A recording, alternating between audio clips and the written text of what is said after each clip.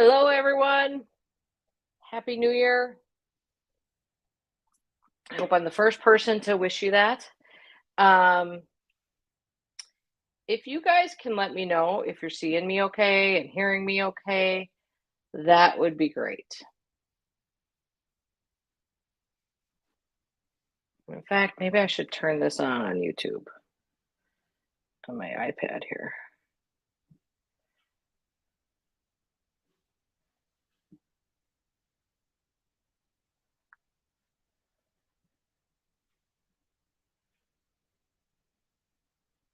This revolutionary drone. Oh, good. Thank you, Nada. Appreciate that. Hello, everyone. There we go. Good. Excellent. Thanks, guys. I had to skip the ads on my own. I put it up on YouTube just so I can see what's happening, and I had to skip the ads. Okay, Happy New Year, everyone. I'm so glad you guys have come. I think people are probably going to flow in here for a little bit, but I hope everyone is having just a fabulous start to the new year. Hope you're not feeling too dusty. Maybe you are. We did nothing last night. I have gotten to the point where that is the best thing to do. So it was great. What we made was very sinful hamburgers. So that was pretty good. And that's it. I don't even really watch. Hi, everybody, as you're coming in. Oh, Happy New Year from Poland. Wow. Thank you for joining us. Yeah, I don't even. Now I have to turn my other screen away because there's a little bit of a delay from when you see me, and it's driving me nuts to see me 10 seconds ago on my iPad. Anyway, I was just gonna say I don't even watch any of the New Year's stuff on TV anymore because I find it just depresses me. So there's no point in that. So good. Well, thank you, everyone, as everyone's coming in here. Hi, Anne in Canada. Love our Canadian friends here. So we may have a couple of guests coming. I have invited a couple of people to that you probably know to join us if they're able to, but I gave everybody the out and said, if you don't want to come, you don't have to come. I don't want anyone to start their new year feeling obligated to do something, especially like first thing in the morning.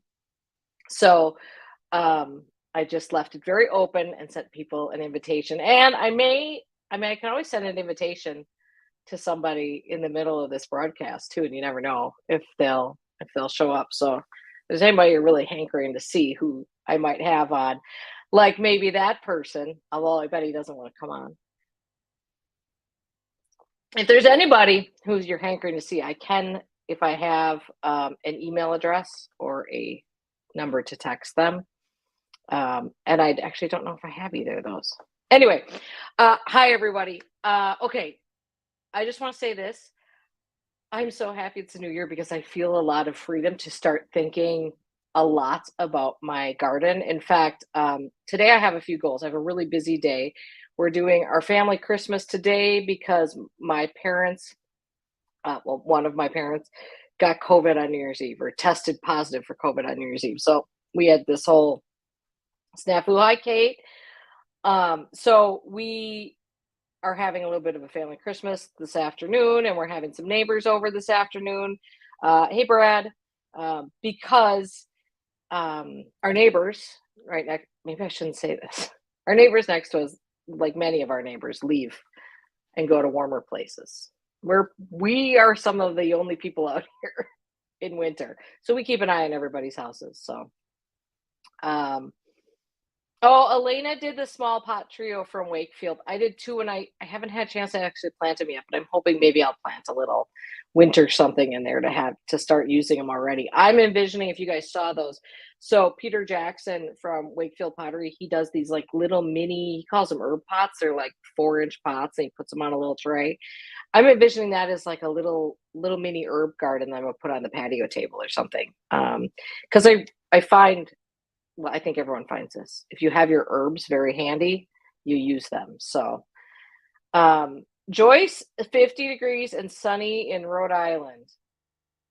Yeah, the poor plants on the roller coaster. I actually have the door in this room just cracked a little bit because I got kind of hot when I was running around trying to get set up here. Hi, Sullivan. Hi, Sheila. Hi, Patricia. So hi Lana. So I'm Joyce mentioned the roller coaster that the plants are. I think our plants are probably getting tougher because they really do have to contend with a weather roller coaster way more than I think they used to have to. So I want to talk about like some of my garden plans for this coming year, but I also want to hear about yours. I want to know if you guys are planning like big projects or kind of taking one of those years where you just sort of refine what you have, or if there's something different you're doing. And if you have specific questions about those projects, feel free to leave a comment, and I'll do my best to answer some of those. Um, I will tell you all that my brain, so I'm juggling all kinds of things. Like there's a list of things that I feel like I need to do in the garden. And generally, you guys know that I typically, maybe you don't know this, but my pattern has been to almost every other year I take on a really big garden project, and then the next year I'm like, no big garden projects. I have to catch up on all the deferred maintenance that I didn't do the year before when I was working on the big project. Now I've had 2 years in a row of big projects. So in 2020, no, maybe I haven't. I think maybe I did have a year between because we did the big garden. I guess that was 2020 out by the driveway, which is I'm continuing to work on this year. That's still on my project list. I didn't ever really fill up the shade garden over there. That was sort of last on the list. So I'd like to really focus on the shade garden area there. Um, and then I did not maintain that garden well last year. It was just, this is how it goes, right? So much is going on and something's got to give. And that unfortunately is what had to give. So, particularly right by the road, really have to focus on that garden. I've been trying to grow betula, blue grama grass, side oats grass over there, and it has not been doing well. It's not been taking well. So I think I need to rethink a grass there and what that might be. And I think, and I need to fill in some different perennials there. But my big issue out there is going to be that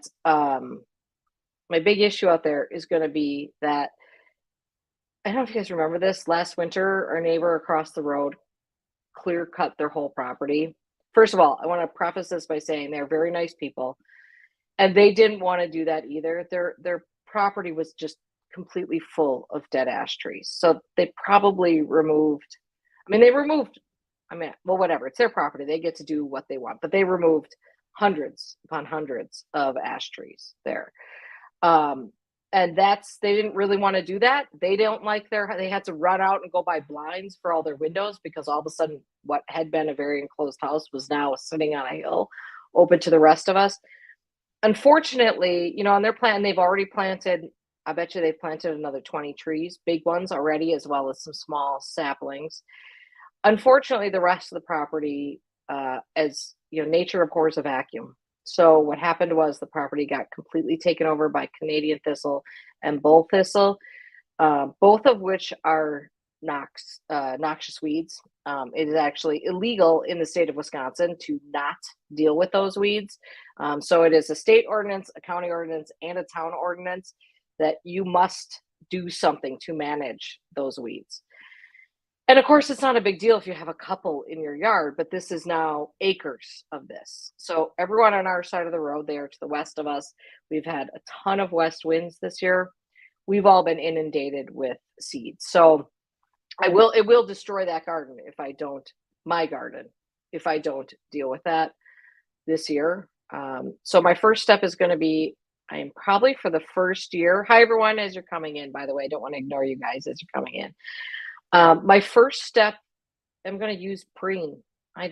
Prune is, it's an herbicide. It's a prune, if you're not familiar with this, and there are other products like this. You can also use corn gluten meal, which works for some things. Pancakes. I was going to make pancakes this morning. I didn't get around to it. I really want a pancake. But prune keeps seeds from germinating. So it doesn't work on plants that already exist. It only prevents germination. So I am going to treat that garden over there with prune, which I don't don't love to do, but whatever. I mean, literally, I will lose that garden if I don't do something with it, because the second that Canadian and bull thistle takes hold in there, it's almost impossible. And then you have to really use the chemicals. Like my neighbors, they don't want to hear this. They're going to hear it from me. I hate to say this. They're going to have to use some fairly aggressive chemicals to deal with that. There's no other way to get rid of those things. So that is one of the things on my list. A strand. So ADZ 5B New England is mentioned Astrantia. It's such a beautiful, first planted for the first time last year. What a gorgeous plant that is. I'm seeing a lot of people talking about putting in, a couple of people of ponds, and a natural border surrounding the front yard for Elder and Oak Farm. That sounds amazing and brings me to my next. Okay, I can't. This is I have a really big project that I'm working on, and I can't tell you about it because I don't know that it can actually come to fruition.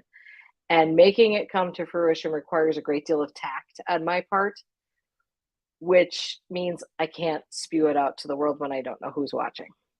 If I had some sort of smaller gardening group where I knew who was in it, I would spill it all. But I have been focusing a lot on that. And whether it happens or not, I will share it with you, because I've been putting a lot of effort into this process of figuring out how this would all work. And it relies heavily on, there's a lot of native component to it. But I can't, there's people I need to talk to before I can tell you more about it. But it's a huge project. It will be, if it happens, certainly the most expensive project we've ever done. And I guess right up there with the biggest, and sort of changing. And it involves no structures. We're talking only plants here. So that's unfortunate. I don't mean to be like a big tease about it, but I can only tell you that much without risking upsetting somebody. So I will tell you more about it this year. We'll do videos about it, whether it happens or not. So that's that. So those are sort of two of the things that I'm working on. Well, actually three, because I consider that border right by the road to be sort of a different area than the shade area that I'm going to really be focusing on. And then Liz, it's kind of on my property. That's all I can say. A little bit. So Elena mentioned she had jumping worms the past year. A lot fewer this year. Well, that's great. I would love to, if you figure out what you did, to make the difference, let me know. Jumping worms. This past year was the first year I noticed significant damage from jumping worms, although we've had them since I think 2000, maybe 14 or 16. So, in fact, you guys might remember when I did the Dahlia tour, I mentioned that my Crichton honeys had kind of like curled leaves and things. And a lot of people suggested that, I mean, I thought maybe I had some sort of disease going on there. A lot of people thought it looked like herbicide damage, which that is a pretty good sign of herbicide damage. But at the end of the day, it was all the dahlias in the front of that border, and that front of that border was just chewed apart by jumping worms. So I actually think that was jumping worm damage there. So, so that was that. Okay. Let me just deal with a couple of eggnog pancakes. Oh, that sounds amazing. Okay, Becca says, do you have a color palette? Hang on, I think I can actually show your comment here. Do you have a color palette in mind when picking plants, or do you just pick what you like? I usually start with the plants that I like, and then the color palette develops from there. I'm more interested in the texture and growth habit of a plant than I am in the color.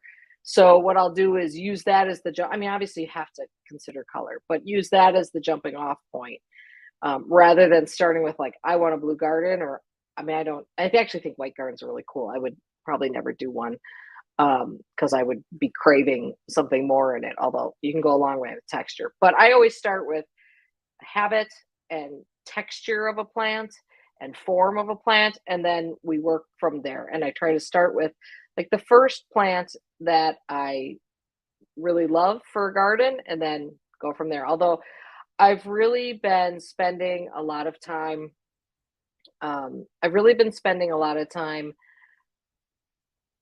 trying to really focus on finding the right plants because you guys, there are so many great plants out there now that like not being able to like we don't have to make do with what we can get usually.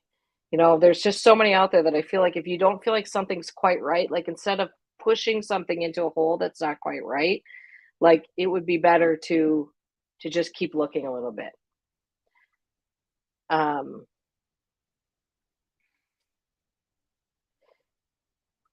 Su- Susan, I don't want to dwell on bad things going into the new year here, but jumping worms definitely fall under the bad things category. No, they're working on it. Most of that research is actually coming out of Wisconsin. They're working very hard on it. It will decimate agriculture and our forests if they get into those areas in a big way. So they're working hard on it. Um, you can now the one thing you can do is just know that if soil is heated, soil whatever material is heated to, it's not even all that hot. I want to say 104 degrees.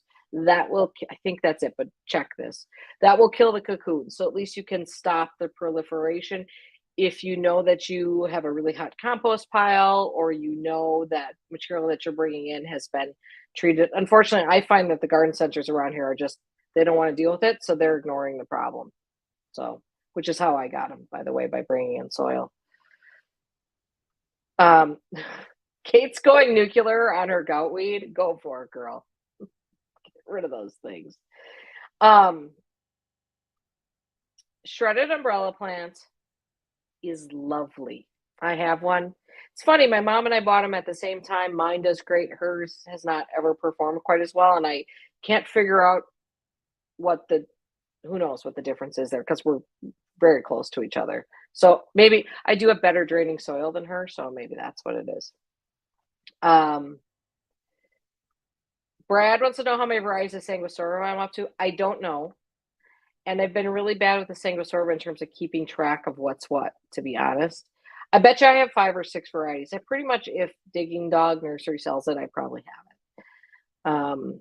And I would need to look at what they're called to know which ones are my favorites because I was really bad about labeling those. And to me, there's a lot of similarities between them, so it's harder to know when you just look at one which is which. Um, yeah, Sullivan. By the way, you guys check out the video she put up yesterday. She's been her house and garden that she's been working on for 3 years is amazing. Yeah, almost too much choice. You're right. I mean, sometimes it's decision paralysis. That is Senecio skyscraper, which badly needs water. Everything in here needs some water. I've not been great about that. This is what I do to houseplants.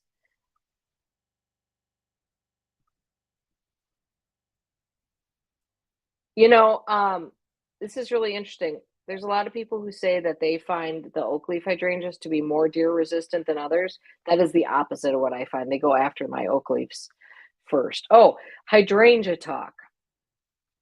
I think one of the things I'm going to do this year is I think if I can find an appropriate substitute, I'm going to get rid of the Incrediballs. I point this way because that's where they are. They are down these steps that are right outside me by the deck here.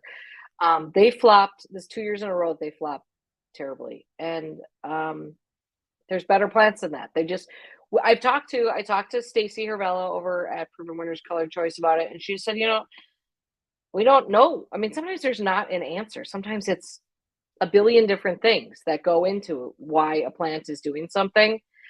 But at the end of the day, I feel like if I can find something bigger, I'm not starting with a little plant there. I'm not doing that. So we'll see if I would like a hydrangea there. I would like ideally a lace cap, and I would like it to be white. Those are sort of my criteria. That might change. Natalie, I do use grow lights. I have a video up, I think from last year, and I'll put a link in after this to a video I did of all the grow lights that I use. You don't have to, if you're just getting started, you don't have to be fancy with grow lights. A lot of people use shop lights, and that works just great for them.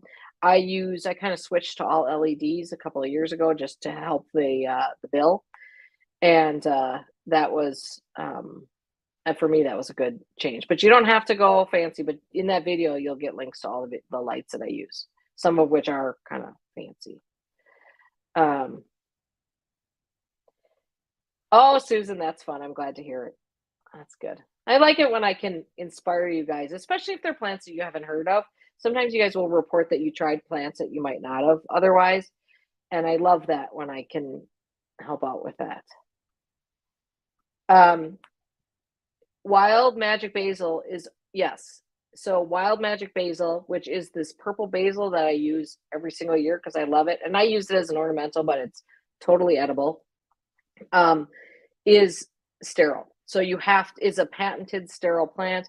So you have to buy it as plants. You can't grow. There are other purple basils, and Thai basils in particular that are very similar to that you could find, but this one performs super well, and that's why I seek it out as plants and buy it new every year. I've had no luck overwintering it. I think my mom brought some in to try to overwinter it, and last I heard, she was on the verge of pitching it out. So I always get this question in this room. And now I know the answer is Summer Nights. It's Benjamin Moore Summer Nights is the blue color on the walls. And sort of there's a little bit of green in it. But that's the blue color. And the white is Mars Capone,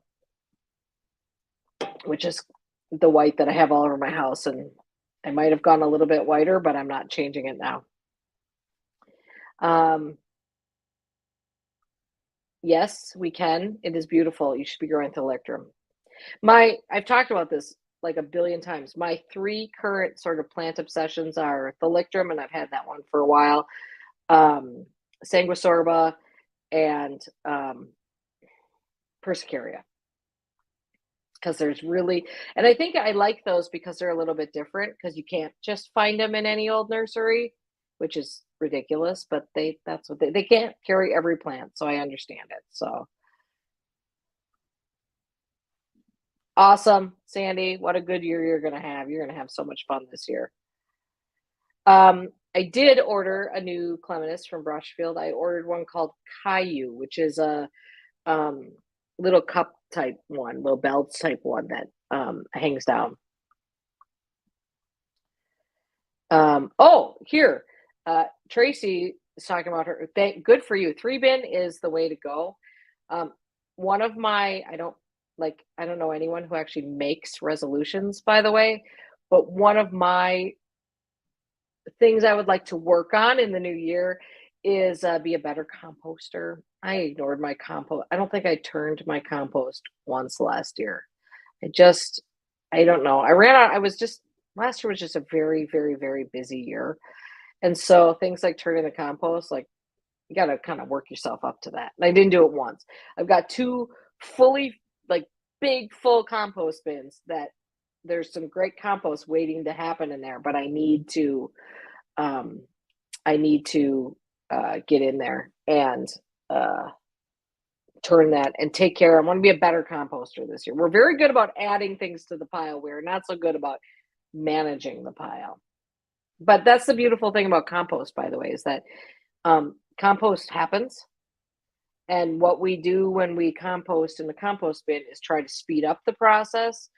But decomposition happens whether we're managing it or not. It's just that when you mix it to add air and you add water and it's the perfect moisture and you've got the right ratio of browns to greens, all of that speeds up the compost. But even without that, it's going to happen. So it's still happening out there. I don't have any advice for this, but you guys in the comments, leave a comment for Gail. If you, the only thing I know of to do is chicken wire on top of your beds, but I don't know how that works when you're trying to actually grow a plant in it. Yes. The garden by my garage is not easily reachable by a hose. So the plants that I grow over there are almost exclusively watered by the rain barrel, just from our little garage is what feeds that rain barrel. And those plants grow better. That rainwater is if you have it and you can harness it, it's golden. It's great. Your plants really do love it. Yeah, this is great, Rachel. I love this idea of, playing around a little bit. If you have a big group of plants, feel free to chop, play around. I mean, I did this 2 years ago with, oh my gosh, you guys, in winter, I forget the names of plants, with Queen of Diamonds, what is it? Brad, you know what it is. Veronicastrum, which gets to be about 5 feet tall. And I did sort of a mid-June chop, and it bloomed at the same time. Usually it blooms a little later when you do that, but it just stayed that way. It turns out I prefer it taller, but nonetheless, play around with your plants a little bit and chop one this year and see what it does. Here we go. Natural spicy critter repellent, Sullivan says, for the cats.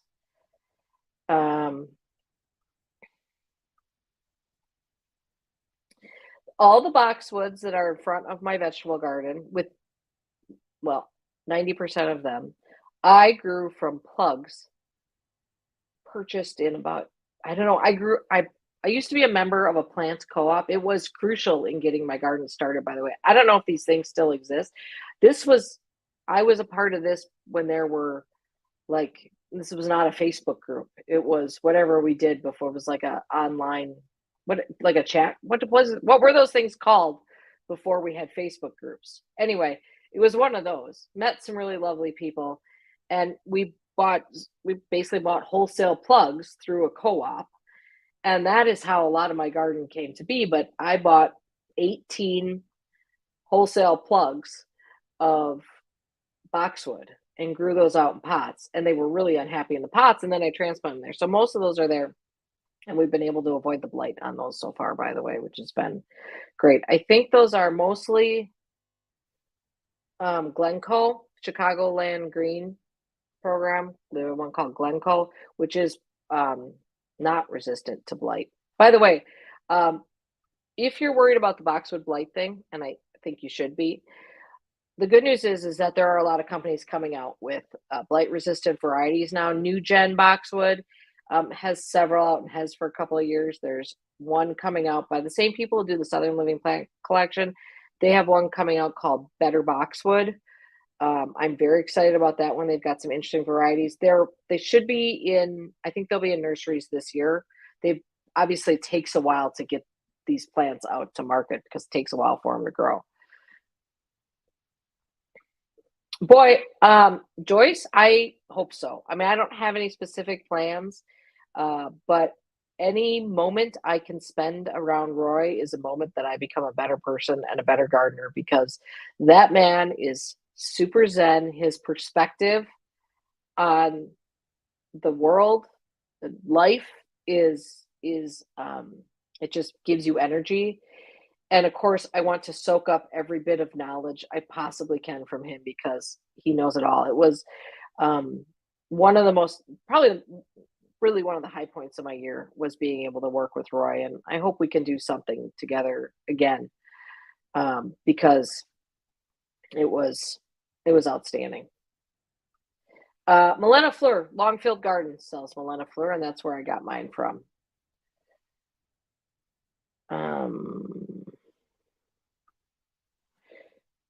Yes, the teacups, colocasia. Actually, I think it was coffee cups is the one that, I don't know which one. Supposedly they're the same thing, or you don't know which is which because they've gotten all mixed up out in the world. So which I think I technically was called coffee cups, but I think they're the same thing. It came back great. I planted it in the garden in 2 spots, and I dug it up again this year. I'm overwintering it this year. That one isn't a corm former, so you have to kind of store that one as a plant. So that one I have wrapped in a towel just the exact same way I did the giant banana.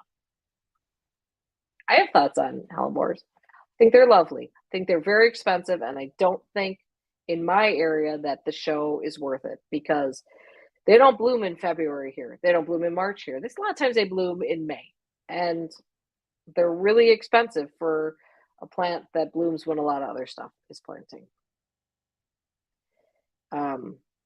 Making my way down the comments. See, I get behind a little bit.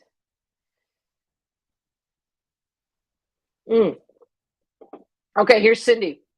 Cindy, yes, I grow Haas Halo. And Brad knows, because Brad's been on the mission to help me find these. Brad, Garden Evolution. Yes, Haas Halo is exactly what I want to replace those with. It is maybe my favorite hydrangea right now. What's up there? I don't have a favorite. It's up there. Unfortunately, very hard to find. In fact, I'm actually considering, I think I saw it at a couple of nurseries in Ohio, and I'm actually considering a road trip to go buy some like 5-gallon ones. I don't want to start with, like, I can get them from Wayside Gardens, and I can get a 3-gallon, but the plant is still only this tall, and it's not a super fast grower. I'm impatient. Shocker.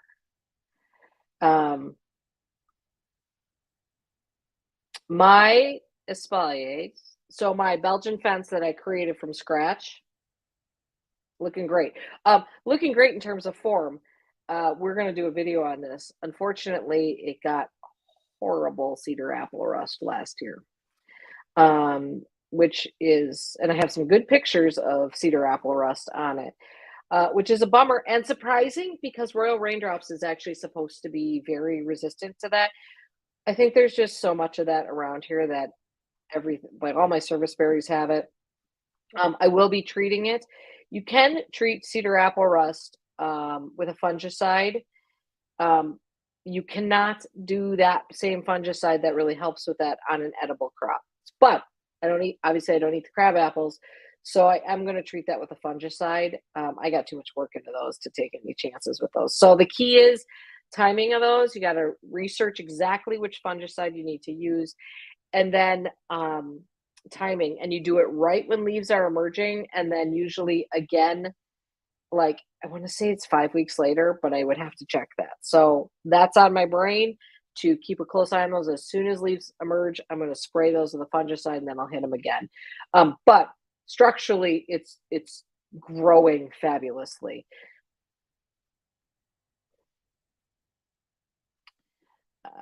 Oopsies.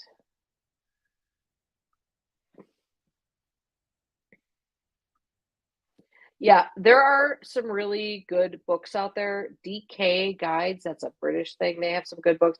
But my go-to person for pruning and fruit trees is Lee Reich. And I've written about him before. He has a website called, I don't know, search for, it's probably leereich.com. It's REICH. And he has excellent books on many subjects, including one on pruning, which involves the espalier thing. He's perfect he's really good one to follow for that. And he's very approachable. He lives in sort of upstate New York. I think he kind of lives near sort of Margaret Roach. Here we go. I just want to quick show this question. No, and I'm not going to, because I don't have the kind of patience that Lisianthus requires. Lisianthus is gorgeous. It is such a beautiful flower, and I'm not going to grow it because it takes forever.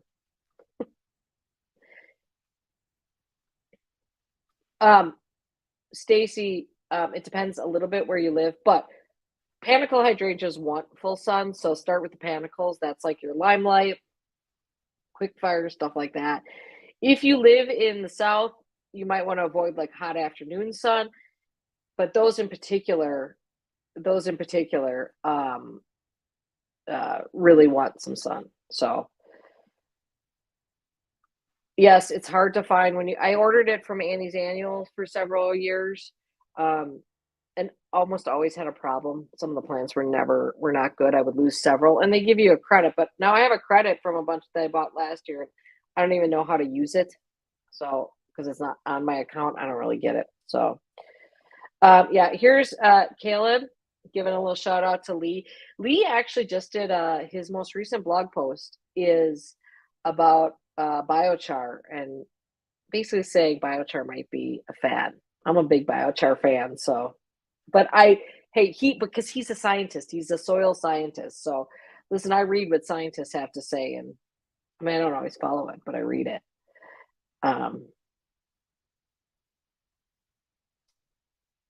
So yeah, Green Giant is pretty good. I've been doing a lot of research on evergreens for deer resistance, and fairly good around here. Also, Spring Grove is one. So basically, look for the key with arborvitaes is you want one that is, look for the botanical name. You want Thuja plicata, not Thuja occidentalis. Thuja occidentalis is just invite the deer in and say, I bought this specifically for you. Thuja plicata varieties are the ones you want to look for deer resistance.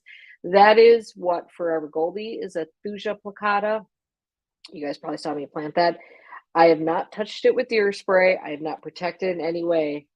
So far, nothing. Now it's early in winter. Anything can happen. I get a lot of questions. This is hi, Brad. I get a lot of questions about a greenhouse, and I like looking at other people's greenhouses. I don't know that I'd ever really want a greenhouse. Partly because, I mean, I would love a space to grow seeds and stuff, but the kind of heat and energy consumption that a greenhouse would take is like, I mean, I don't even want to think about what that bill would look like to be able to warm a greenhouse to the point where you would be able to grow seeds in it. Plus, we don't really have a good spot on our property, honestly. We're getting less and less sun here. I mean, we got big mature trees around here, and even though they keep falling down, we still don't have a place for it that I can think of. That, I mean, I would put one over by the vegetable garden would be the most obvious spot for it, but I don't think there's enough sun over there to make that practical. So also, there are a lot of maintenance. You got to keep them really clean. You have to, I don't know. What I really want, maybe you guys can help with this. What I would really like is really beautiful cold frames. Because honestly, when I bring out my temporary greenhouse every year in April to harden off seedlings and harden off plants and grow dahlias and stuff, that's a cold frame that I'm using. I mean, that's what that is that's basically a cold frame. So I wouldn't mind, and again, I don't know where these would go, but a beautiful set of cold frames that I could do exactly that with, plus other things, that's more my speed. I just don't know what that would look like, or I don't even know where that would go, to be honest.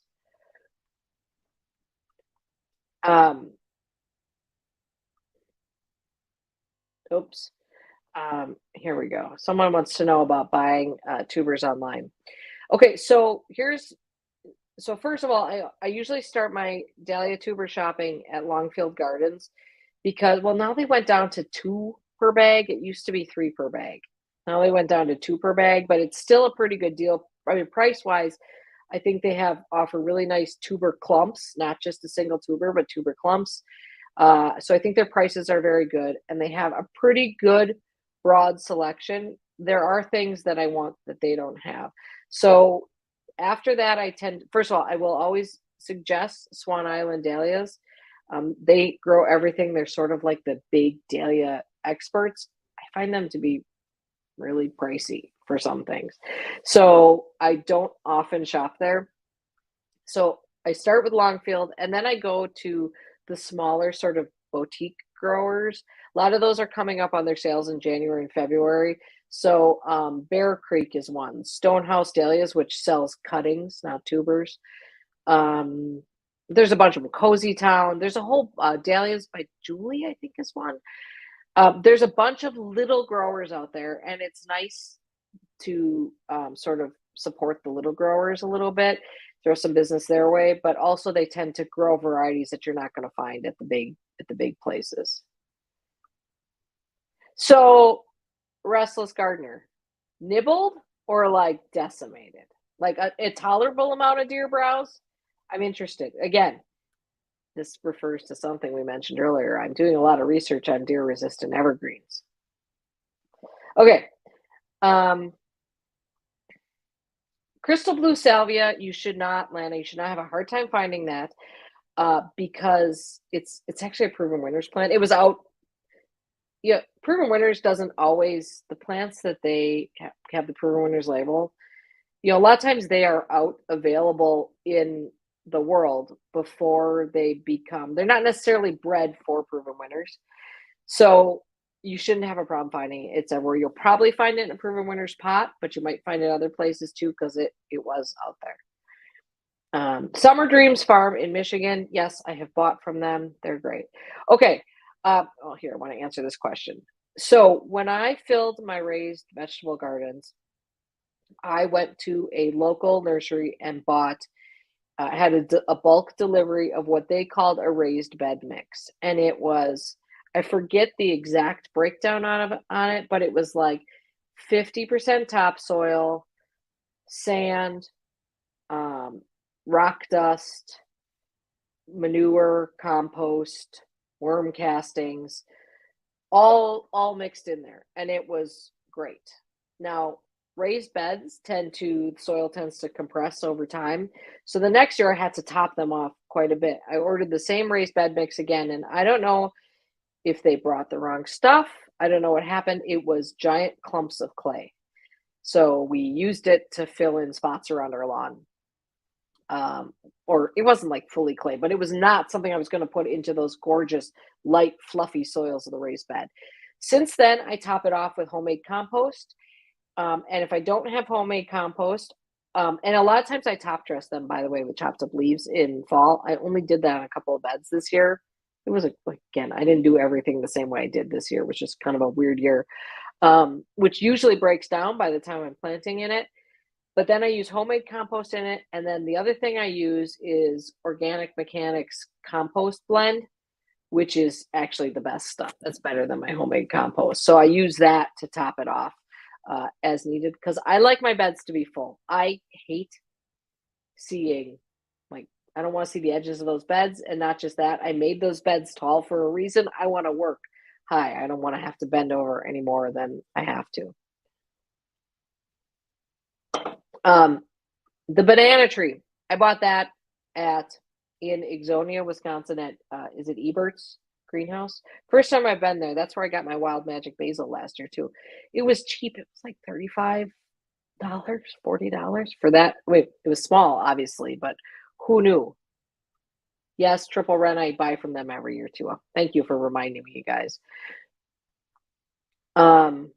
Okay, so I did want to talk about a couple other things. I was thinking about, one thing I'm working on, like, personally right now, is trying to map out sort of my annual strategy right now. So, like, what plants do I want to use in my containers? What plants do I want to use in my front border where I'm including a lot of annuals? So that helps inform what I'm buying from seed and growing from seed, which I'm trying to keep to kind of a dull roar. It's a lot of maintenance. It's all fun in February and March, and then it's not fun anymore. But also so that I have a list going for what I need to buy in terms of purchased annuals, because I do like to have some cohesion in all that.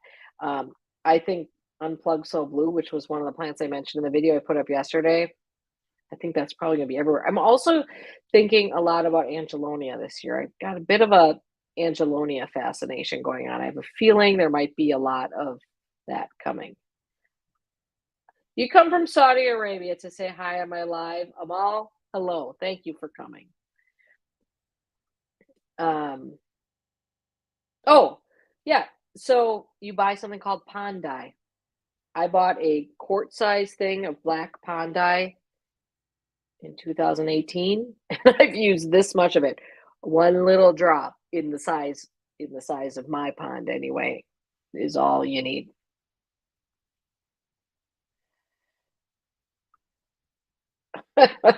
Yeah, right.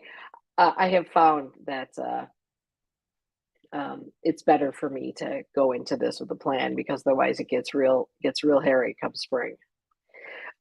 Spider mites. So spider mites tend to go for drought-ridden areas. That's really when I've had, this is pretty common with spider mites. When I've had plants that have been stressed from drought, that's when I get spider mites. So they definitely attack, that's where they go first. So spider mites are hard. You got to really keep on them. Do your integrated pest management, where you start with the least dangerous thing. So start with neem or even insecticidal soap. I mean, by the way, all of these things can affect beneficial instincts or insects even. Maybe it also affects your beneficial instincts. I don't know. But anyway, start with your integrated pest management. Start with the weakest thing you can, but the thing with spider mites is repeated. applications. You guys, I just want to say I had 2 guests invited and neither one has shown up so far. So we're going to say that they're hungover. But you never know. They might show up. We'll see. Yes, the deer eat roses too. They love roses. Yes, those work really well. I got those from Lee Valley Tools. You buy your own boards, so you can make it whatever size you want. They recommend 4x4. I think mine are 5x5 or 4x5, one of the two. But you can make whichever it is.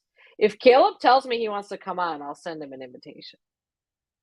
But I don't want to put anybody on the spot. In fact, here, hang on. Let me just see if I have an email address for him. Or maybe I can do it here. Hold please while I send a message to Caleb. Caleb, oh, hang on. Oh yeah. I just got a note from one of my guests. I'm not gonna tell you who it is, but she's got a bad headache. That's so funny. Okay, let me just quick send a message to Caleb here. Caleb's like, do not bring me on. I am not interested in this. Let's see if that worked. Oh, I don't want, this is really a bad gap in the live.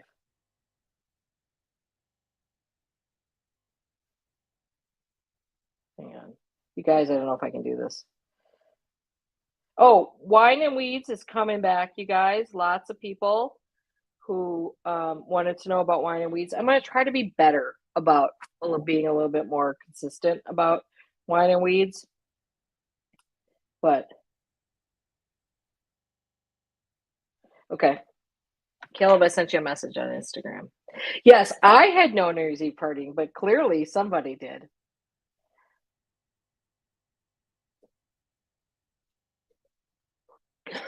Oh my God. You wouldn't know it though. Okay. Let me hide that comment. Okay. Oh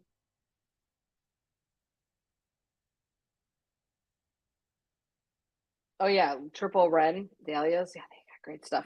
Okay. Other things in my garden. Well, the big thing is I need to get my headspace in, like what the plan is for this coming year.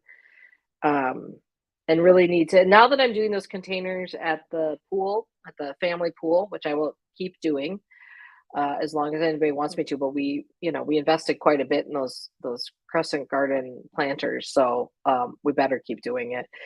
That's a really fun space because I can do a completely different color scheme there and stuff that I would never think of at home. And I think hot colors,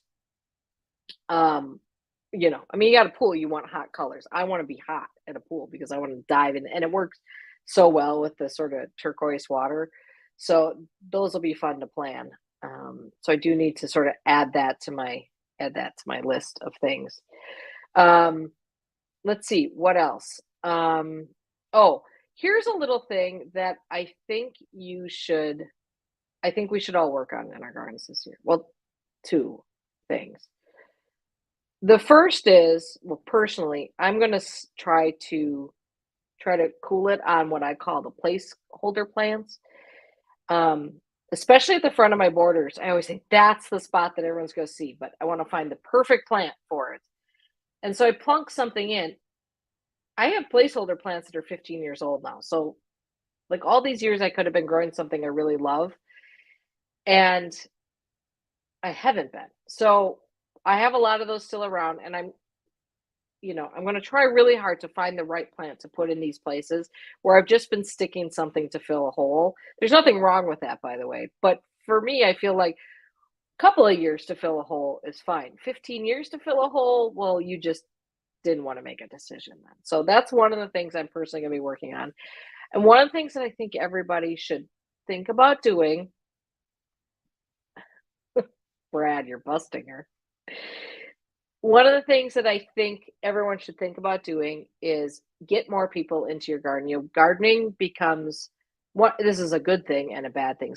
Gardening can be a very solitary activity, and actually that's quite nice. There are parts of that are really lovely because one, you do it for you, as you should be. And it's nice to have some quiet time and not have to deal with other people. But bringing people into your garden or gardening with people can be tremendously fulfilling. I'm lucky enough to be able to do that to a certain extent with like our master gardener group. We work on a garden. I'm a part of one of the gardens that we work on. And so we have a couple of days where we work together in a garden. And it is really fun to have 5 people working in a garden and chit chat. You know, while you're working, you get to talk about what's happening in your own garden or what's happening in your own life. And that can be very fulfilling. But beyond that, even if you don't want to work in a garden with somebody else, you can, we have a guest here, you guys. I'm just going to finish the thought really quick. Even if you don't have, it's helpful to get other viewpoints in, and that helps when you bring someone in. Look who's here, everyone. Can I just say I've never done this, and I had to like look up how to actually join something like this and make sure I had my computer in front of me because I was on my phone. Well, thank you for coming. I'm sorry if I put you on the spot there. Happy New Year. A little bit, but that's okay. It's fun. But what time? Then just do it, right? Don't think about it too much. Right. It's a new year, so I'm saying yes to everything this year. There, you guys got that. All right. Well, thank you. Happy New Year. Happy New Year. Did you have a great New Year's Eve?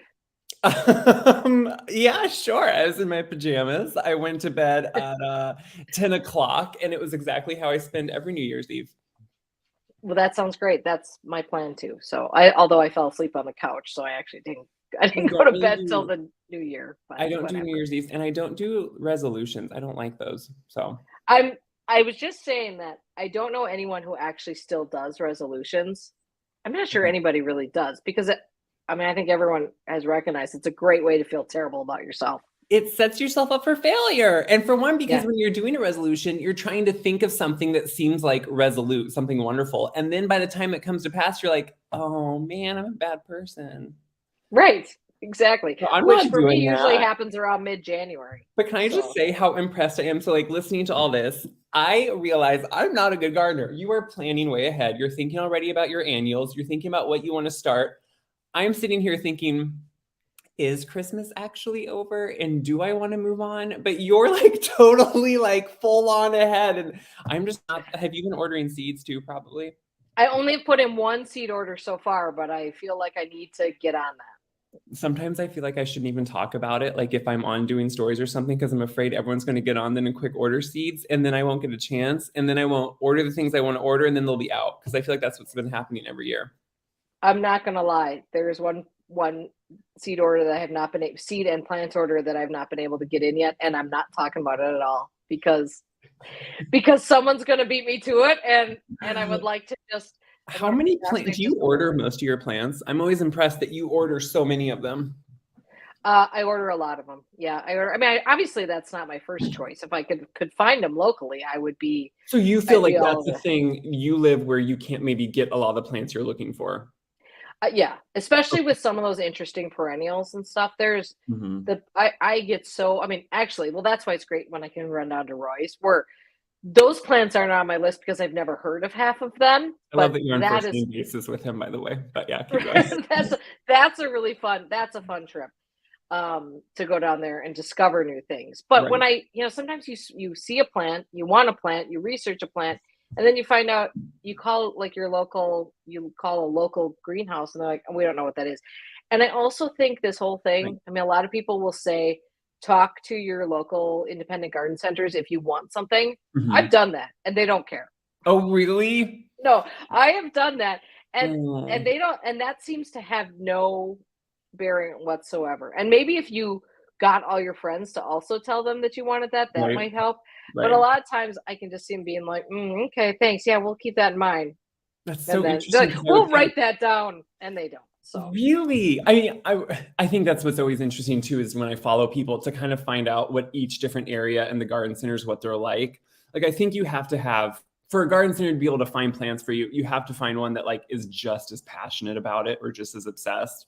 Yeah. And each area isn't going to have the same type of place. So and it helps, like when I did the Belgium fence espalier with the Royal Raindrops crab apples, I started those from whips. Yeah. And by that time I had found a local garden center who I had gotten really friendly with the manager at. And she helped me get those. I don't know Right. where I would have bought them otherwise. So that was how, if you can foster sort of a personal relationship, Right. that helps. But I mean, what am I going to do? Like stalk these people and hang out and be like, hi. I mean, well, what I did was I used to work there, and so now they don't have a choice but to just like let me pester them all the time. Yeah. And they know how it works. So when I go to the garden center, I'm like, no, I think you can order this. Right. Well, that's the other thing is to kind of call them and be like, we actually know that you could if you wanted to. And you could just say, I don't care about you as a customer. That is what it sometimes, I mean, I'm sure too, sometimes there's like minimums and stuff. And if they don't have like specialized places to get stuff, Right. I just have never gotten near as into ordering plants. Last year was the first year I ever did order any, and it went well. It just, I'm someone, I still have this like obsession with loving the process of searching and buying like in person. And so doing it, whether it's just like online, it takes out this element of tangible like enjoyment I get out of it. I don't know if that makes sense. It actually makes a lot of sense. And actually, it's really interesting that you say that because there have been years where I've had everything, like everything ordered, or like my list of like, this is specifically what I'm looking for. I'm only buying that.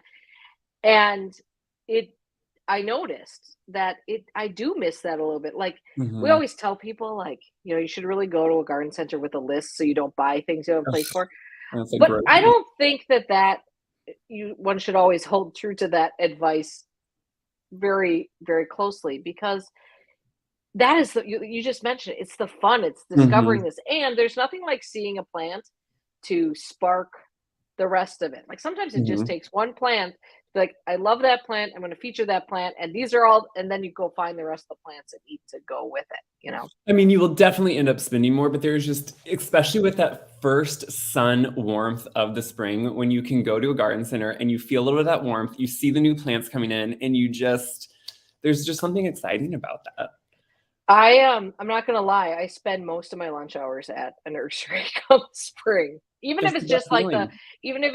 the local True Value store, which actually is where I buy a ton of my plants because they have really nice annuals there. But they're like, oh look, Erin's here again. She must be eating her lunch here while she It's just walks that around. smell of fresh It is. plants. And I don't know, I'm not there. I feel like most gardeners, like maybe even probably you, but like are very once January hits, they're like only thinking spring.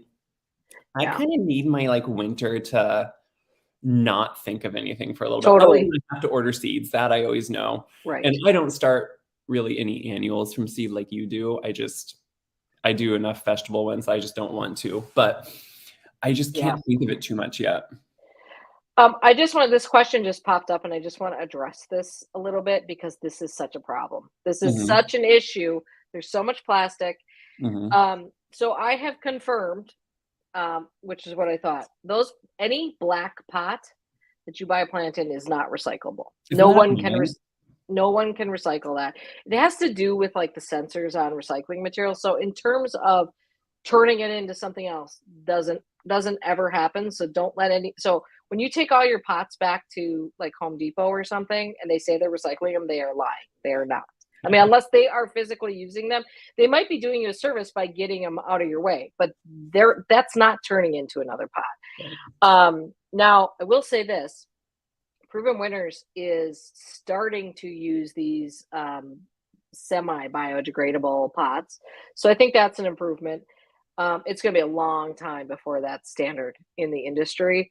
So reuse them where you can. Find somebody who can reuse them. Sometimes nurseries will take pots back and reuse them themselves.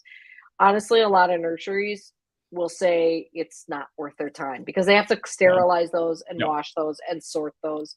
So anyway, I just wanted to quickly address that question since I saw that go by. Actually, It stinks. It's a huge issue. working in a nursery or a garden center for a while, I will confirm that they would go in the dumpster if people brought Yeah. them back because people would bring us bags of them and we just couldn't reuse them. And so Yeah. it was Yeah. awful. But So there you go, horse's mouth, guys. well, It's an ugly part of. There's a lot of plastic in gardening, and I know mhm. it's not for lack of people trying to fix that. People are working on it. It's just that I will say what I do now when I do have to buy things like seed trays or pots, I buy good ones. So at least I know if I'm buying plastic, it's not junk plastic that I'm going to throw away in a year. I'll hopefully use that for as long as I need that product and then give it to somebody else who can use it. So that's the only thing I can really think of to do to get around some of the guilt involved in that. So, all right, Caleb, I would like to ask you. Now, we just talked about how you don't really plan for stuff, but any areas you already know you need to work on a little bit next year in terms of the garden stuff? Need/want is probably two different things, but there are quite a few areas. I have certain spots every year that I just think never quite come out to how I want them to. And one is in my backyard against I call it my long shed. I don't know. It's like a garden shed, I guess. But when I put it in, I have certain boxwood in there that give it structure. But then I have peonies that are kind of the main focal point. And the problem with peonies are they're gorgeous. They have a very short season. And in Iowa, they have an even shorter season because it's hot and windy and dry. So they usually open, blow out within a few days and are done. And then that whole bed is kind of just blah for most of the summer and into fall. So I'm slowly trying to think of either kind of pushing the peonies into an area where they're almost in more of like a cutting garden feel, because that's kind of the short season they have, is really to kind of use them and enjoy them, and making the bed they were in a little bit more ornamental / a little bit more drought friendly, just because every year we get more and more closer to just like longer drought periods. And even since I was little to now, it's a vast difference from what can sustain itself to what needs supplemental watering. And I find I don't have the time or the manpower with what I try to do in the size yard I try to have. So I need to kind of slowly start taking a bed like that and making it more drought tolerant, which you're actually really good at. I'm not always the best at. I like finicky, high maintenance things. So Listen, well, that's what I always call the diva plants. And every gardener should have their diva plants and and the ones that are finicky and high maintenance, and everybody should have those because we love them. But, corralling them in one area is always a good idea, maybe. And you only have to visit there once, but but you're right. You have to know your personal limitations on how much time you want to spend into coddling the plants that need the coddling. Well, and it's hard for me to even decide. So, everyone's always telling me, put in water lines, put in drip lines, which yes, that's possible. That's doable. Eventually I could spend the money and do that. But then I have this hard conundrum, how smart is it for me to just put in water lines to constantly be watering things when I could maybe choose things that could sustain better on their own, just because water isn't just like a throwaway thing. I don't want to think I'm just not caring about that. Right. So it's always kind of this hard thing I have going on in my mind of trying to decide, do I want to put water heavy plants in and just then end up watering them with a natural resource? I don't know. That's a hard always conundrum I have. It is. And one of the problems with putting in a drip thing is you almost have you have almost sort of determined that you're never going to make those things drought, even if they could get a little bit drought resistant. Right. Once you start having water on a timer, they're never going to probably get drought resistant, because they're not forced to do that. Yeah. So yeah, that's a conundrum. How is how's the new arborvitae hedge planting? There's a new arborvitae hedge, and talk about water and not drought tolerant. I know you're so calling me. It's actually really good. Good. Can I just say that? Let me just say this. In the past, growing up, we never watered things. I want to say I remember one or two instances where there was maybe a drought that we were ooh, do you water a tree? But that was not a thing that we had yearly by any means that we thought about. So things like arborvitae, we used to plant all the time and never really think about them. You'd water them that first year, never really think about it. So I did put a new arborvitae hedge, just Techni arborvitaes, on my front along the road. I did it for a couple of reasons. One was privacy. I do have people anymore that they just decide to drive by really slowly or stop at the road. And I just feel like some privacy would be nice. It's also a windscreen. The problem is they are on the south side, so they get the brunt of wind in the winter. If it's coming from, sometimes we get these weird warm-ups where it will come from the south and it will dry things out. They also get the northern winds though too, because they're somewhat exposed. I do have a drip line on them. It's not dug into the ground. I just run a hose out to it when I Right. run Yep. it Yep. That's and a have good a drip call. line that drips onto them. Yep. So far, since I put them in August or September, I can't remember now, we somewhat had a little bit more moisture just because it was fall. So I've had to water them supplementally some, but they've been doing okay on their own. I did spray on them anti-desiccant here over the winter, mostly just to try to ward off any winter burn. Technically, arborvitae shouldn't be the worst with winter burn, but arborvitae in general, if you get like last year, we had some really weird warm ups in February and it really dried things out with some wind. And then we got back to like sub-zero cold weather in March. And so that was really hard on certain things. So spraying them, I think, will help. As far as future in watering goes, I still hope that after, the first 2-3 years here, they're able to sustain themselves. I would think they would be able to, don't you? I think they'd be okay. I think they will. So at Mom's, we put in a nice long arborvitae row, I want to say like 10 years ago. And it wasn't until actually this year with the extreme drought we had that we did water it once. And and they're now probably, 12-ish foot tall. So, and it's only again because we just have these times anymore where it's just so erratic. You can't rely on, I didn't want things to go into winter dry. So that's why we ended up watering them. And especially with arborvitae, that's like, talking about drought things, arborvitae are probably one of the worst evergreens to really choose when you don't want. But they're so handy. I mean, they're so handy for screening. It's about as good as you get in terms of doing the job and not getting huge. I mean, they're not going to get 80 feet tall. And we don't have deer. Some of the Norway spruces outside my window, which are eating up every bit of sunlight we have around here. Right. Well, and talking about, deer we don't have deer, but I had green giant before, and that's what didn't do well. And they're actually much more susceptible to winter burn. So that's why I switched back to Techni, just because Techni are harder to find for me anyway. I had to actually work with my nursery, and I had these directly sent to me on a flatbed. So they were all larger balled and burlap ones. So I think that will help too. I always find I have better luck if I can plant a balled and burlap tree. I seem to have better luck going forward as far as moisture control goes. Yeah. Just because they have a lot better root ball to hold on to. Yes. Yep. Absolutely. And I know. No, I think that sounds great. And I think I think that anti-desiccant is a really good idea, especially for newly planted stuff. And you planted those pretty late in the season too, right? I think it was sometime, maybe September. I can't remember for sure. Which is plenty of time for sure. But I think that's all. No, I think that's all good. Well, listen, I love arborvitaes. I think they're beautiful. I'm not able to grow a lot of them, but because of deer or because of the deer. Yeah, because of the deer. But you have so many deer. Well, I think why the difference is that you live in farm fields, and of course they want shelter like you get in a woods. And so I'm sure there's plenty of deer around. It's just that they have no interest in being exposed.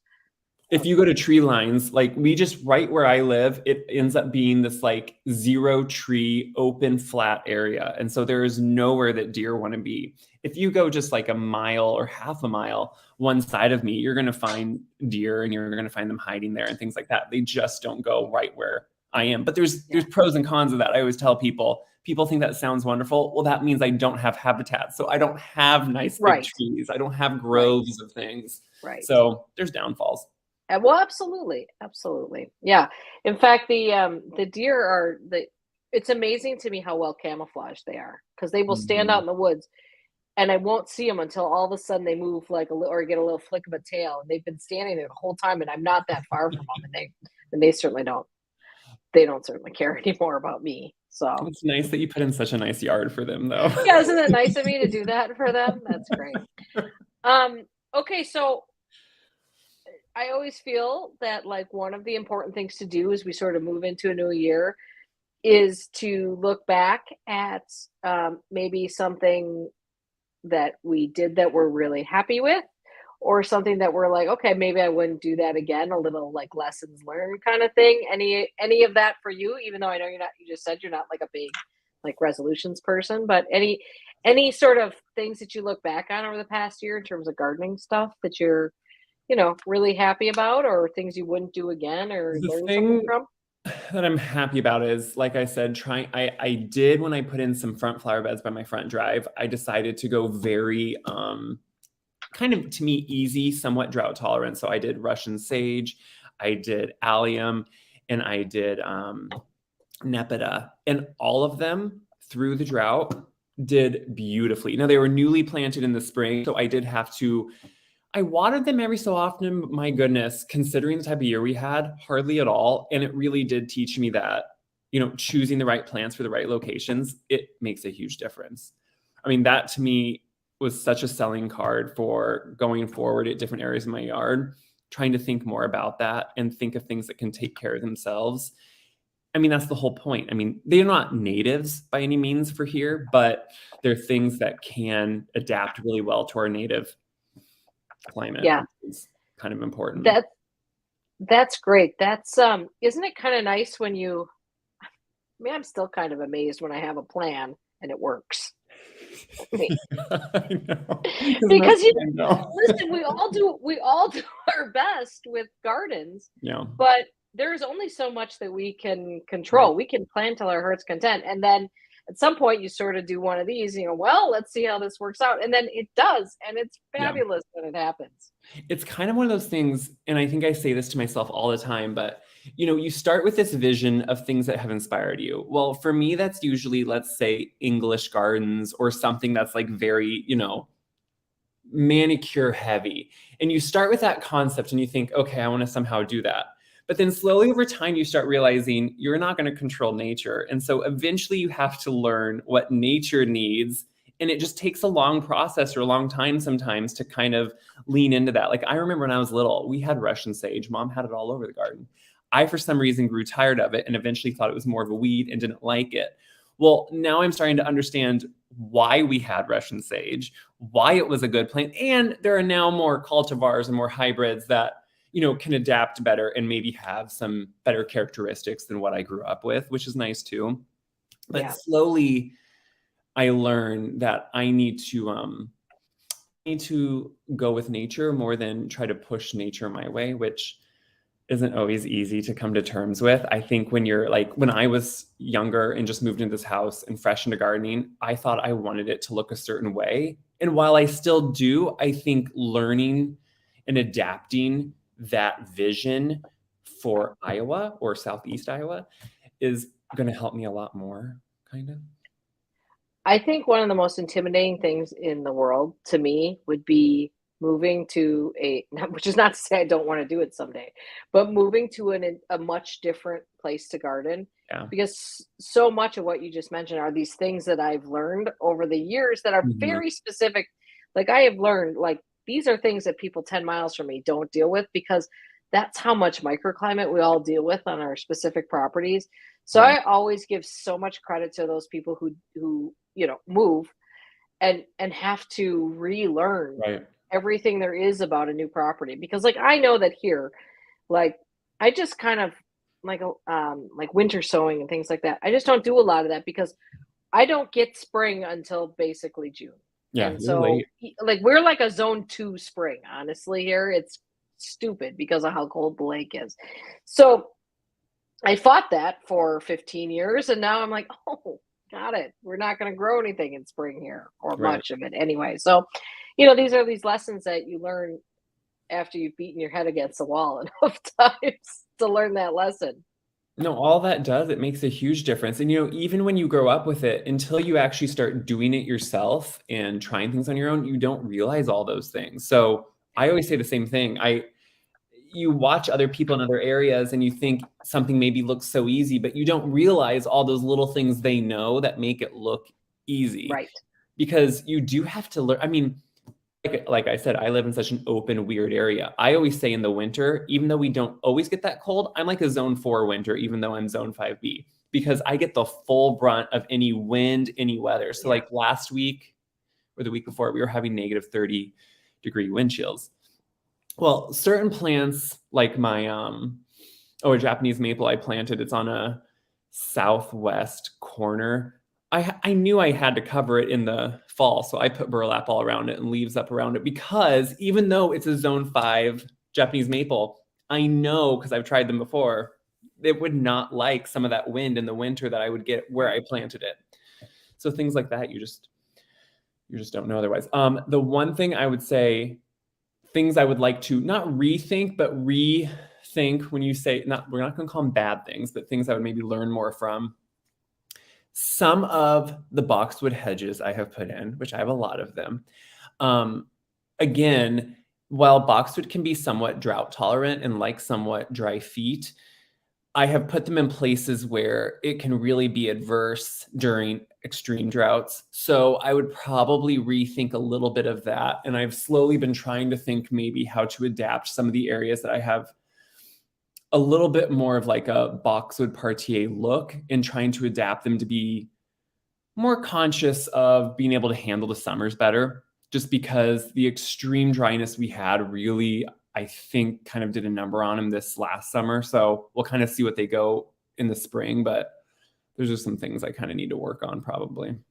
Yeah. One of those things that's kind of in the back of your head, and you just got to kind of watch it and sort of stew about it a little bit and see. And sometimes just kind of don't look at when you're outside because you don't feel like also that. I highly recommend the averting your eyes portion of gardening when necessary. Self-preservation is a great late thing. Summer, so that was my big thing. You know, my grass, I hadn't mowed for probably 2 months.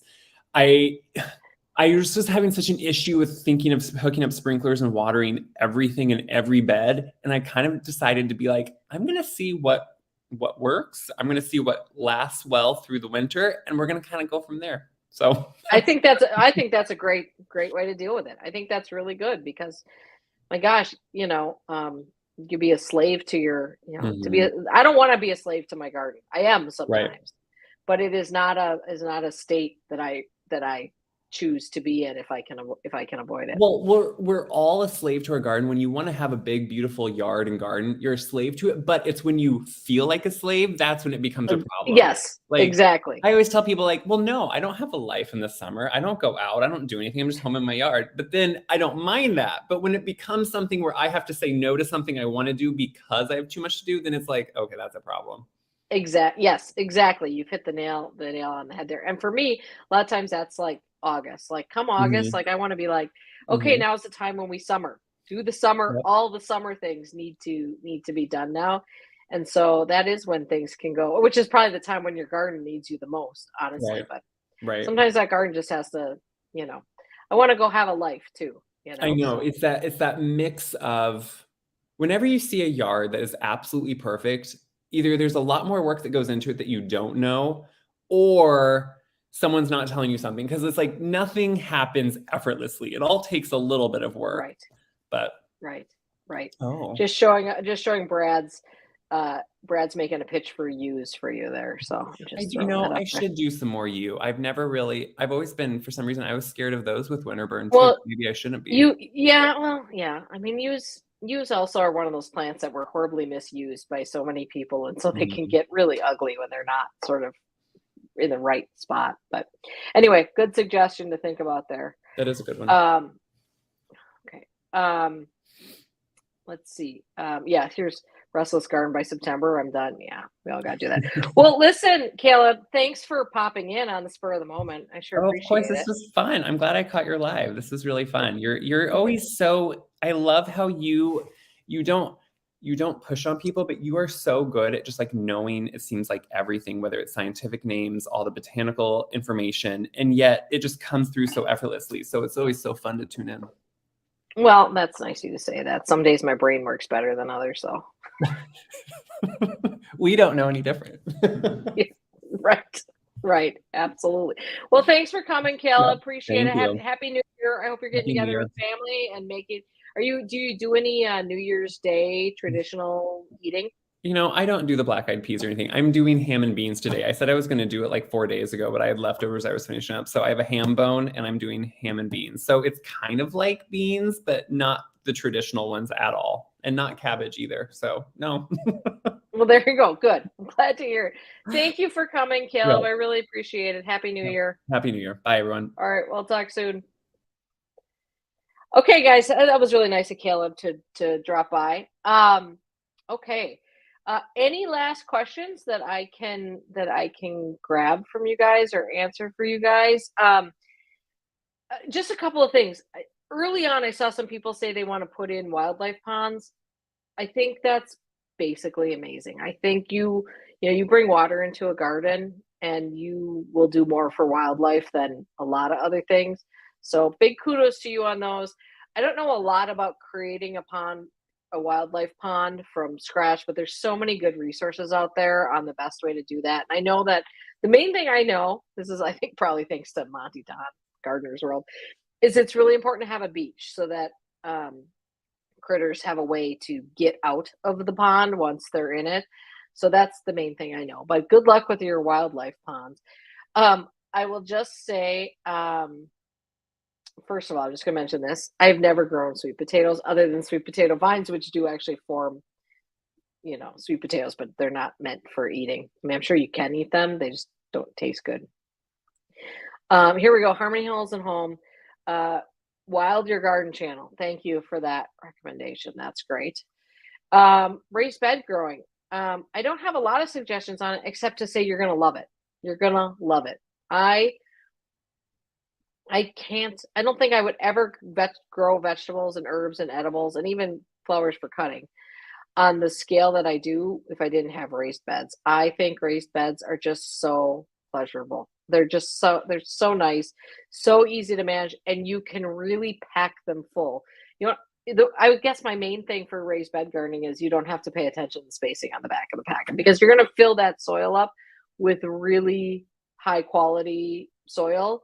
So, and you can adjust everything as much as you need to. So, that don't pay attention to the spacing. I mean, pay a little bit of attention to it, but you don't have to do like when you look at the back of a seed packet, it'll say rows 2 feet apart. Ignore that. You don't need that. Oh, here we go. I like this question. Gardens are 22 years old, planning on selling the house in spring. Yeah, absolutely. I think, in fact, I have actually been interviewed for a lot of real estate magazines, on like gardening tips and stuff. And that's my number one thing. Have a good, certainly like really nice containers. Do your curb appeal stuff. Really nice gardens, but I think you want to go out of your way you don't want your gardens to look high maintenance for people because that will actually scare people away. But at least have a couple of really nice containers that look really good. I think that's huge. Depends a lot on where you are, but Pagoda Dogwood is fabulous. That's a nice little understory tree, and it's native here. So that's it's kind of just right off the top of my head. That's a good one. Let me just see what else there is here. Oh, here we go. Hang on. I want to share Stacy's mention of the new ornamental sweet potato. That's edible and good. Interesting. Okay, well, we can look for that one. I'm a little afraid of sweet potato vine. I did put it in the pots at the, I've grown it before, and every couple of years I have to relearn the lesson that you have to be very careful about which varieties you pick for containers because they eat up everything else in the container. Oh yeah, excellent point here from Gene Gardens too about you can take your planters with you. Good idea. Oh yes, shorter dahlias. Anything in the first of all, look for something called border dahlias. Those are ones that are typically shorter. So anything in the what do they call that series?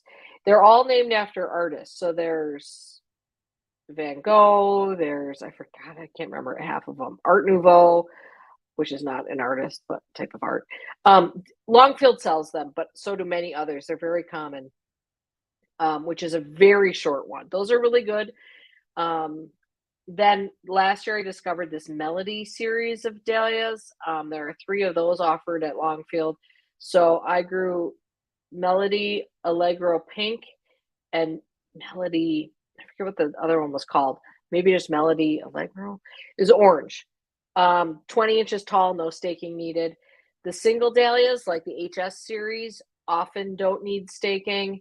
And then my big one, which was my dahlia winner for the year, was Malena Fleur, which is a taller dahlia, 36 to 40 inches tall, I would say, with stems that are about that thick around, and they didn't need any staking at all. So highly recommend that one. Yeah, I always find that the Bishop series, is this just me? I find that that Bishop series is taller than the HS Date series. And I've actually found myself having to stake the Bishop series before, but maybe that's just where I grew them. Sometimes that's all that matters. I think it's called Melody. I thought it was the Melody. I think it's the Melody series. But Allegro is one of them. Yes, the gallery. Thank you. Thank you very much. It's the gallery series. That's the short border ones that I was trying to think of. Thank you for that. Yep, that's what dahlias do, but they're worth every penny. They're so good. Yep, gallery series. Here we go. Here's another pond resource. This is great. Thank you for sharing these, guys. I have to share this question. I think so. I mean, they're in the room where all these things live, in the cold corner of my basement, and I control the heat or lack of heat in there. It's what it is our well room. I don't know. I can touch all the walls. So it's small. It's probably 4 feet or 5 feet, probably 4 feet by 4 feet. And I've got everything jammed in there, along with our sump pump, our well pump, our reverse osmosis system for the drinking water. It's jammed in there. Let's hope we don't have to actually reach any mechanicals in there. That's where the banana is. It looks okay. Unfortunately, I don't think this is that big of a deal, to be honest. I don't think I cut. When you cut the top off, you're supposed to cut it at the lowest point where leaves come out. Well, I put it in there and I came back a month later and there was a bunch of leaves that shot out. So I think I have to cut it off again in there. I mean, it looks fine so far. There's quite an experiment for me. We'll see how it goes when we pull it up. We got a long way to go. A lot of things can go wrong in there over the next several months here. Oh, by the way, well, we actually had a nice long fall here, so a lot of my stuff didn't get put away too early, but January is the time that I start watering the stuff that I'm overwintering in containers in the garage, and check on my dahlia tubers once a month and make sure that everything, I will dig one out, or a couple of them, and just make sure everything seems okay in there. A lot of times what I do is I just take a water bottle and spritz I do it in wood shavings, but whatever you're burying them in, and spritz that a little bit if they need a little bit of humidity. I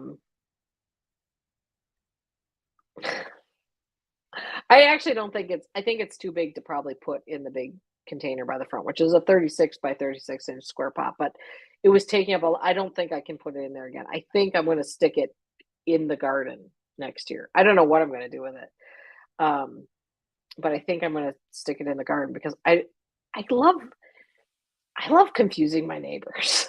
I love doing weird things in the garden that confound my neighbors, or at least surprise them. And I don't ever get a lot of feedback on it, but you got to think that if there's a giant banana growing out by the road, people will be like, what is she doing now? I kind of like making people think that in their head. What is she doing now? A lot of comments on the hollies, by the way, in terms of, I think that's related to that understory concept. I'll just say this: we can't grow them here because the deer decimate the hollies here. So that's basically why they're barely sold here for the most part. Let's see what else we got here. I think we're getting there. Terry, stay tuned a little bit in terms of this, because I will share some more information on this. It depends how much sun you have. If you've got full sun and good draining soil, there's some nice junipers. If you like a juniper, which is totally deer resistant, as deer resistant as anything is. And, I'm kind of exploring Chamaecyparis a little bit, which is questionable on the deer hardiness, but they're really beautiful trees. They're supposed to be more deer hardy than a lot of arborvitaes, but they are kind of a similar look. So maybe that's not necessarily what you're going for. I mean, I'm assuming if you're looking for an evergreen, um, there are some, there are some ornamental grasses that actually get that tall, and there are some sort of columnar forms of uh, perennial of like perennials or shrubs that, well, probably perennial, not that, but a shrub that might approach 10 feet. And then there are some columnar hornbeams, Carpinus carolinea, native hornbeams. A lot of those have actually been bred near me at Johnson's Nursery by Mike Yanni, and some of those are really good. But I don't know if that's enough screening for you because that's deciduous as well.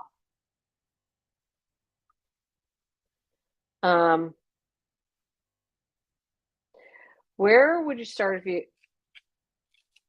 if you have a few established plants? Well, it depends, I think, like if you're talking about like an entirely new garden, like, it depends a lot on about a billion different factors, including how much sun is there and how much maintenance you want to do. I think you start with that. I always say, analyze your spot first. What's the soil like?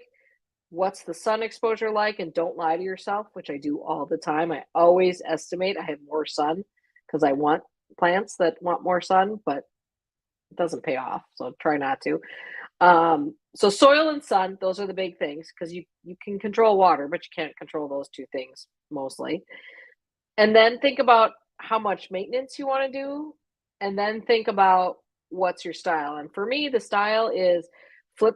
I'm a magazine reader, so I flip through paper magazines, but Pinterest or Instagram or whatever you want to use, wherever you go for inspiration, find something that speaks to you. And you don't have to copy that. And you certainly don't have to use the same plants, but you will identify what it is about that you like and what speaks to you.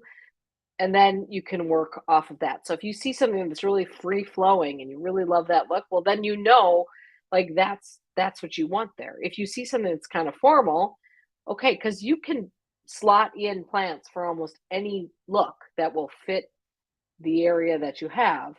But first, you have to decide what you want it to feel like. That's really vague, but that's always where I start. All right, gang. I think we are going to. It's been an hour and a half. Look at that. Thank you for spending a little bit of your time on New Year's Day with me. I have to get moving. You can see. Hang on. Behind me. Don't even ask about what this is. This is my mom's present, and I tried wrapping it in a creative way, and it looks like either a rocket or an elf. So, and then that's my dad's present next to it, which turned out better, but I have to work on that. So that's gonna refine some wrapping before we have this little kind of belated family Christmas. And I am taking my Christmas stuff down, which is funny because I just put it up last Friday. It's been up for a week and 2 days, but it's going to come down. And I don't know if you guys watched the garden answer Q&A this morning. Laura got some heat for taking her Christmas decorations down. I say do whatever you want, which is what she said. But I was a little shocked that they apparently got a lot of heat about taking her Christmas, especially when they've had them up for months. Because I'm just like about a week. I'm like, okay, good. We did Christmas and now we can clean. I have this urge to clean. Hey, side note, I'm also getting rid of stuff. Is anyone else getting rid of stuff? I have too much stuff. And my weakness, we're really going off script here. My weakness is I hang on to things that I know have value and I say I'm going to sell those things. But it's not that easy to sell things. I mean, people, you always think your stuff is worth more than it is. You always think it's better than it is. A lot of people aren't interested in buying it. So I think we're just going to do a lot of like donating to, places that accept donations for nice things. Because like, is it like, I have to ask myself, For instance, with this set of four chairs. They came with the house because a lot of furniture was left behind. I've painted them a couple of times. We've now replaced the kitchen chairs twice, and I had kept those because I thought, oh, well, they're good for extra seating or whatever. And I was going to sell them. I'm like, someone will buy these. And I'm like, well, what would I really charge for these chairs? They're Windsor chairs and they're fine. They're nothing special. I'm like, well, I charge like $30. $30. Am I going to sit here and hang on to this for $30 and then meet somebody and organize payment? For God's sakes, Aaron, just take them to Goodwill. So that's what we did. So we're going to be getting some things. I'm also going, and this is probably maybe a little bit interesting to you guys. I am working on setting up a quasi home studio. By that, I mean, I finally bought some actual lights so that I can make videos inside in winter a little bit easier. In the past, I've always filmed in the kitchen, which is problematic from a my husband and my animals living in the house with me thing. But also the sun comes and goes, and it was really, and I have to like tuck up next to the window. So I'm working on cleaning out an area where I can set up those lights so that I can film some videos from inside a little bit easier. And lastly, what was the last thing I was going to tell you guys about? I have a really cool video concept for winter. I don't really want to say it because I don't want anyone to steal it. But if it works, if YouTube lets me do it, it might be a fun way for us to pass a little bit of time in winter, and for me, I think you guys will like it. So we'll see if it goes or not. Okay. These are all the things that I'm spewing out of my brain now because maybe I've been talking for too long. You are all lovely people. Thank you so much for coming and stopping in and seeing me and talking to me and all those things. I enjoy hanging out with you guys a lot because a lot of people in my life aren't interested in hearing me talk about gardening. And nor do they want to talk back to me about gardening.